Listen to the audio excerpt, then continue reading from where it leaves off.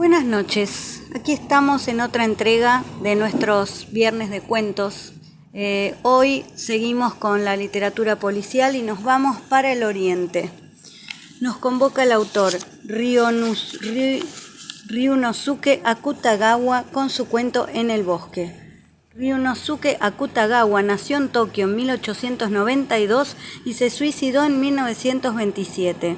Importante escritor japonés. Se destacó por la maestría de sus narraciones y por su estilo neorrealista.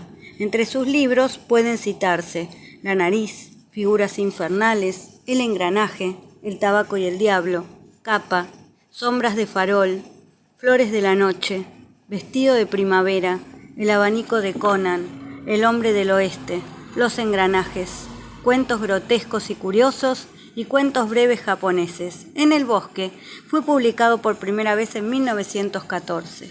Y vamos con el cuento. Declaración del leñador interrogado por el oficial de investigaciones de la Kebushi. Confirmo, señor oficial, mi declaración. Fui yo quien descubrió el cadáver. Esta mañana fui al otro lado de la montaña para talar abetos, como lo hago habitualmente. En un bosque, al pie de la montaña, vi el cadáver. ¿En qué lugar exactamente? Estimo que a 4 o 5 cho del apeadero de Yamashina. Es un lugar agreste. Allí solo crece el bambú y una que otra esmirriada conífera. Vi al muerto tirado de espaldas. Sus ropas eran las de un cazador. Vestía de celeste y tenía un eboshi de color gris, como se lo usa en la capital. La única herida en su cuerpo estaba en la parte superior del pecho, una sola, pero ciertamente profunda. Había hojas secas de bambú a su alrededor y parecían teñidas de zujo. No, ya no manaba sangre de la herida. Sus bordes parecían estar ya secos. Había en esa herida, lo recuerdo perfectamente, un enorme tábano, tan aferrado a la misma que ni escuchó mis pasos. Si encontré algo así como una espada o algo extraño, no encontré nada de ello, en absoluto. Sí encontré bajo un abeto próximo una cuerda y un peine.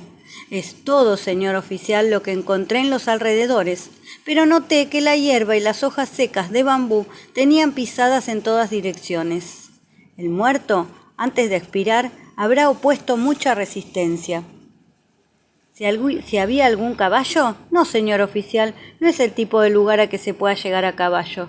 Una espesura imposible de traspasar separa ese lugar de la carretera. Declaración del monje budista interrogado por el mismo oficial. Yo le puedo asegurar, señor oficial, haber visto ayer al que hoy hallaron muerto. Sí, cerca del mediodía, estimo, a medio camino entre Sekiyama y Yamashina. El hombre iba en dirección a Sekiyama. Con él iba una mujer arriba de un caballo. No pude verla bien, ya que su rostro tenía un velo. Pero su kimono, en el que reparé, era violeta, y el caballo, creo, era alazán, y tenía las crines cortadas. ¿Cuánto medía? Quizá 4 yoku, 4 sun, o al menos es lo que me parece, ya que soy un religioso, y no soy muy versado en eso. ¿Cómo iba el hombre? Bien armado, con sable, arco y flechas. Así es. Lo que más recuerdo es ese carcaj laqueado donde habría más o menos 20 flechas. Eso lo recuerdo bien. ¿Y cómo iba yo a suponer cuál era el destino que lo aguardaba?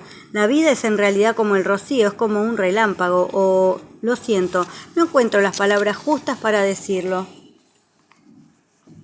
Declaración del soplón interrogado por el mismo oficial. El hombre al que atrapé no es sino el famoso bandido llamado Tajomaru. No tenga usted la menor duda. Cuando lo atrapé estaba tirado sobre el puente de Awataguchi y gemía. Daba la impresión de haberse caído de su caballo. ¿Qué hora era? Alrededor de la primera del Kong, ayer, cuando caía la noche. La vez anterior, cuando se me escabulló por tan poco, estaba vestido con el mismo kimono azul y cargaba el mismo sable largo.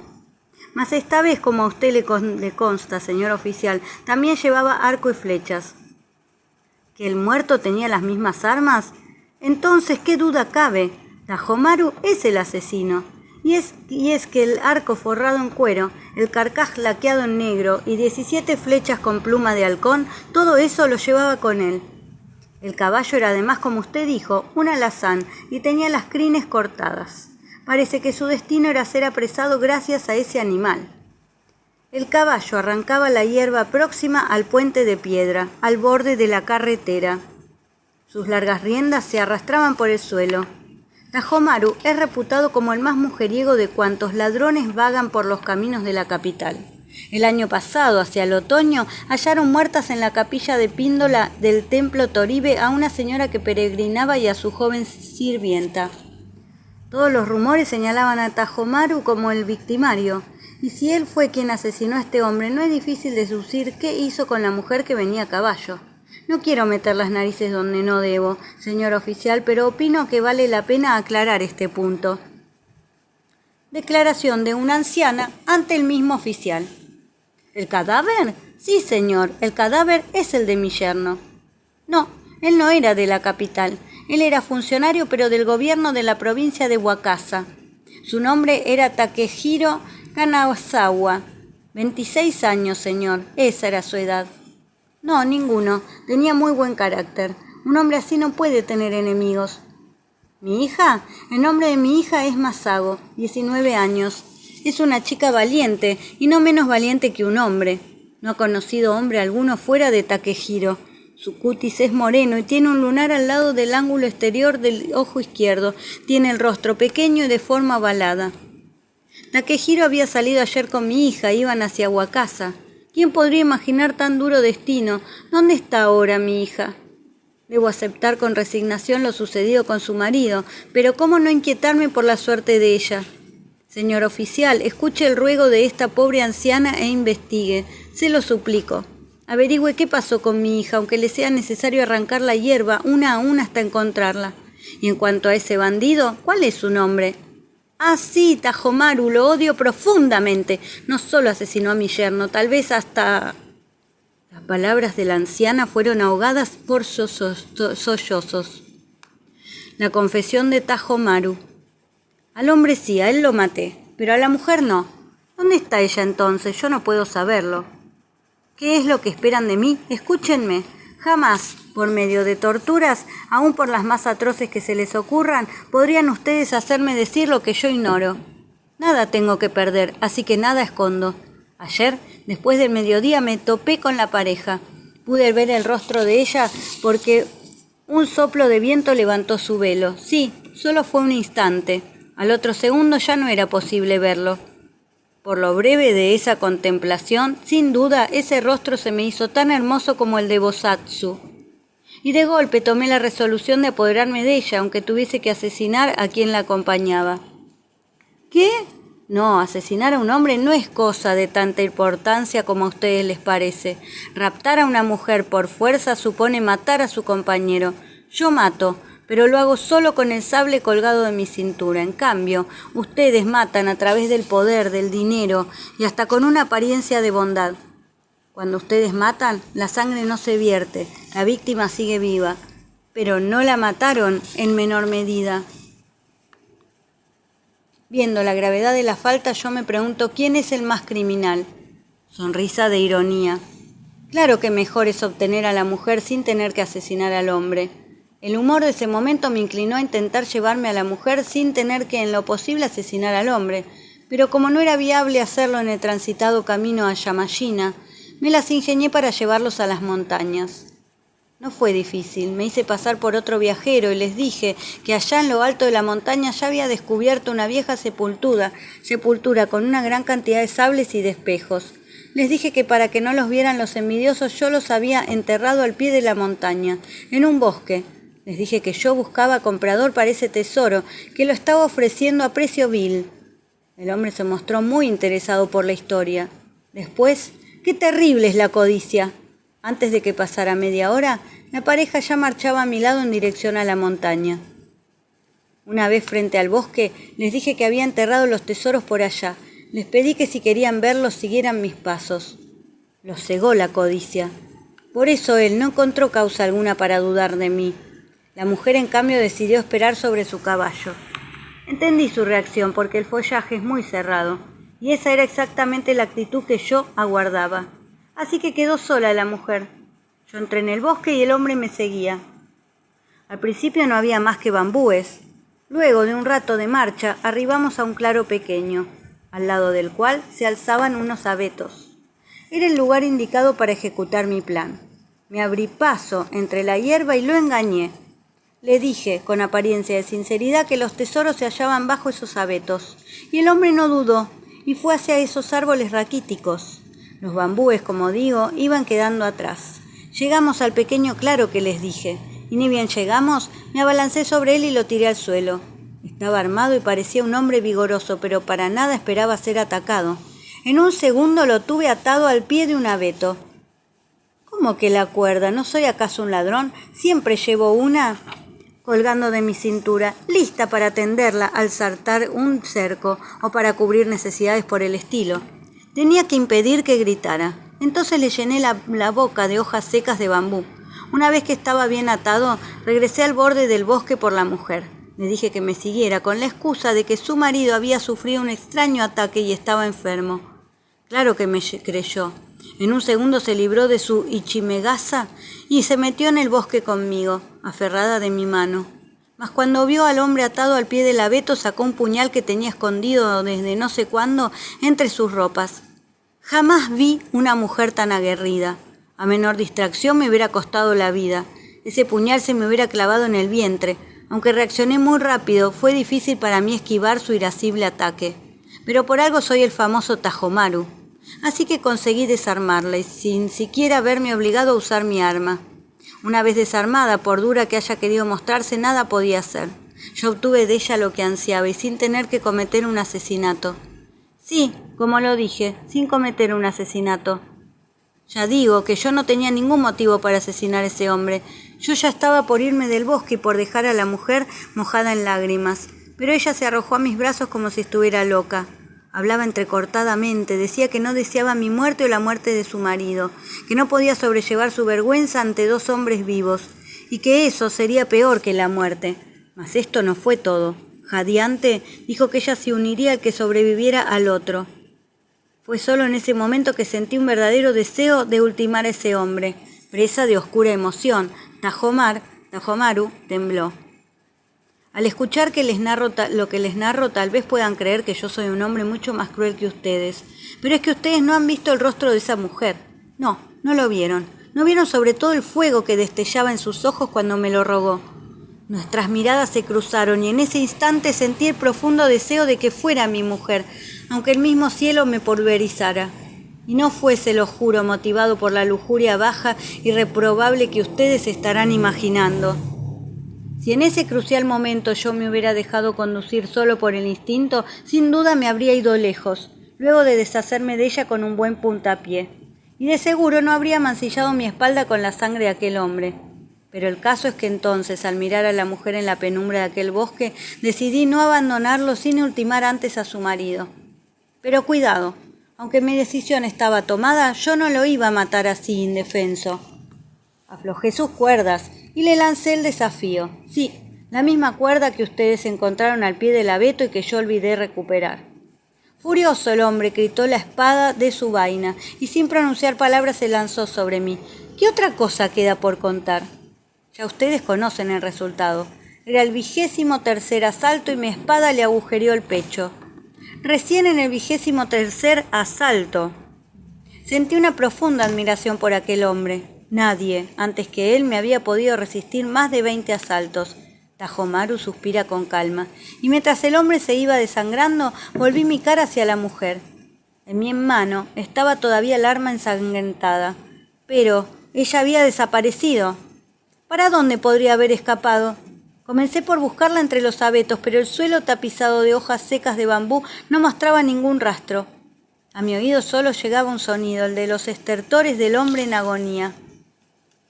Quizá cuando comenzó el combate la mujer había huido, cruzando el bosque en procura de socorro. Ustedes deberían tener en cuenta que estaba en juego mi vida. Tomé las armas del hombre muerto y retomé el camino hacia la carretera. ¿Qué pasó después? ¿Es que vale la pena contarlo? Solo les diré que poco antes de entrar en la capital vendí la espada. Más tarde o más temprano, y esto siempre lo supe, yo habría de ser colgado. Condénenme, pues, a morir. Hace un gesto de desafío. Confesión de una mujer que fue al templo de Kiyomizu. Una vez que me violó, el hombre que llevaba kimono azul miró burlón a mi marido, que aún estaba atado. Oh, imagino cuánto odio debió sentir entonces mi esposo. Pero en vano. Sus sacudidas solo clavaban más en su carne la cuerda que lo retenía. Por puro instinto corrí, o mejor dicho, intenté correr hacia él. El bandido no me dio tiempo, me arrojó un puntapié y caí al suelo. Fue en ese segundo que vi un raro brillo en los ojos de mi marido, un brillo más que raro. Cada vez que reveo aquella mirada tiemblo. Sin poder hablar, mi marido daba a entender a través de sus ojos cuánto sentía. Lo que fulguraba en sus ojos no era ni rabia ni tristeza. Lo que allí había no era más que un helado desprecio hacia mí. Conmocionada mucho más por ese desprecio que por el golpe del bandido, fue que grité algo y caí desvanecida. No sé decir cuánto tiempo pasó desde entonces hasta que tuve otra vez conciencia. El bandolero ya no estaba. Mi marido todavía seguía preso al pie del abeto. Me puse de pie apenas sobre las hojas secas. Miré a mi marido. En sus ojos la expresión era la misma. Una mezcla de rechazo y de helada aversión. ¿Vergüenza? ¿Acaso tristeza? ¿Acaso furia? No sé definir lo que sentía en esos momentos. Cuando logré incorporarme,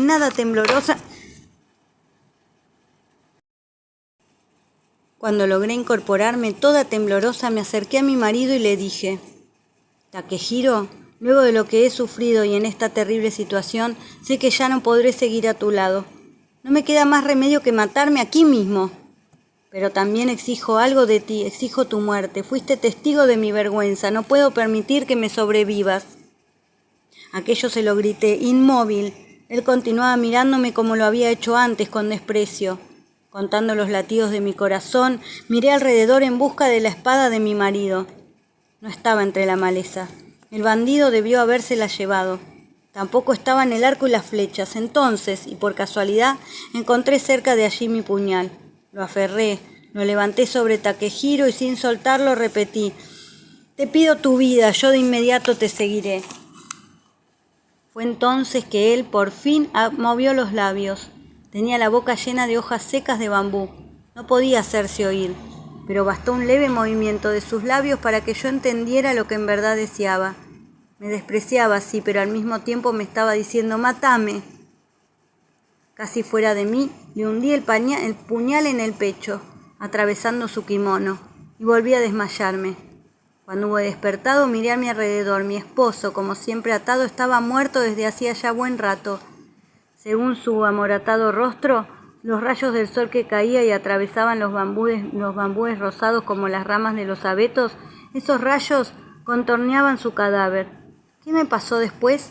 No tengo las fuerzas necesarias para contarlo. Lo cierto es que no pude matarme.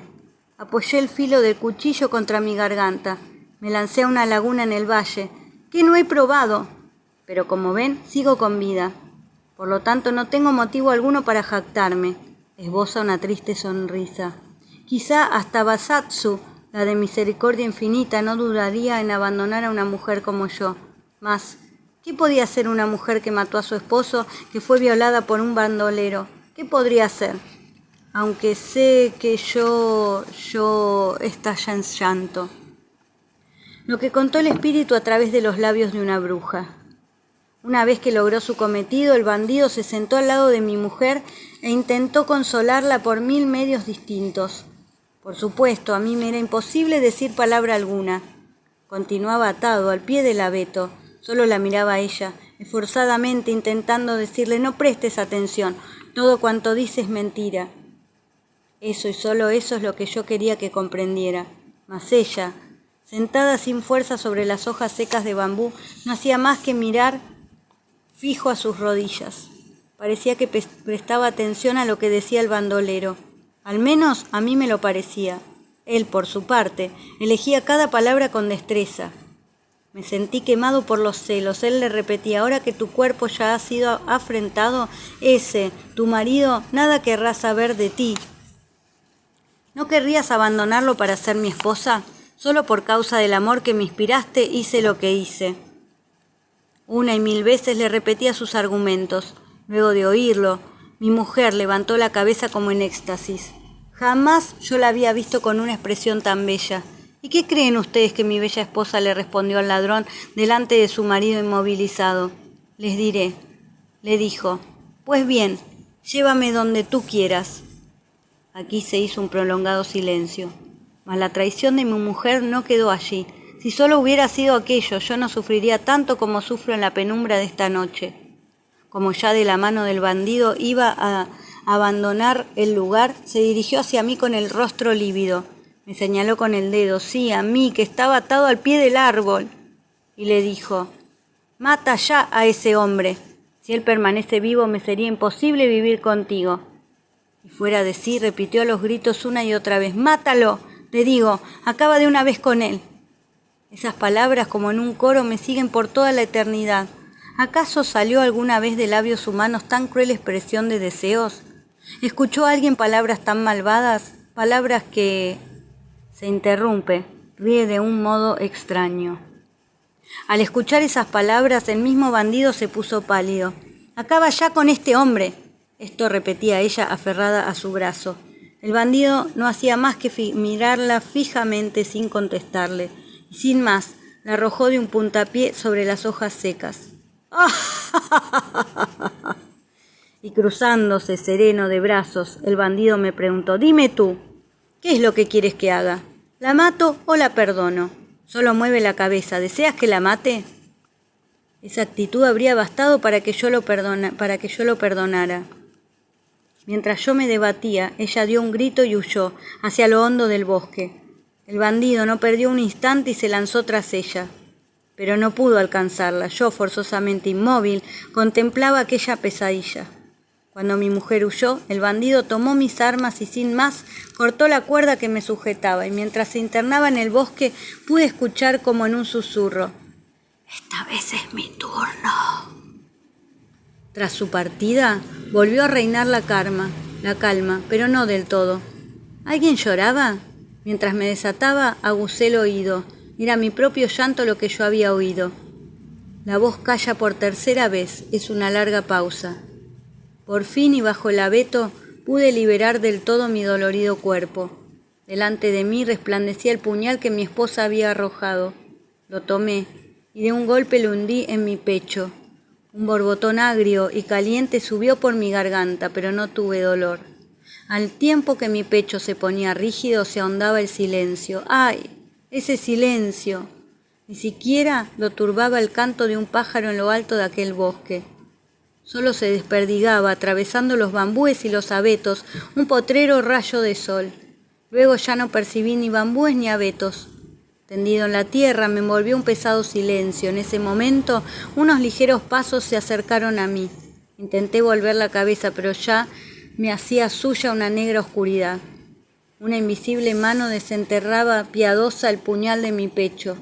La sangre me hundió otra vez la boca, y fue el fin. Caí en la noche eterna para no regresar jamás.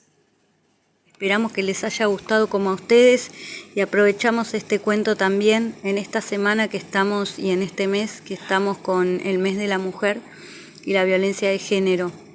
Nos encontramos con más viernes de cuentos. Hasta luego.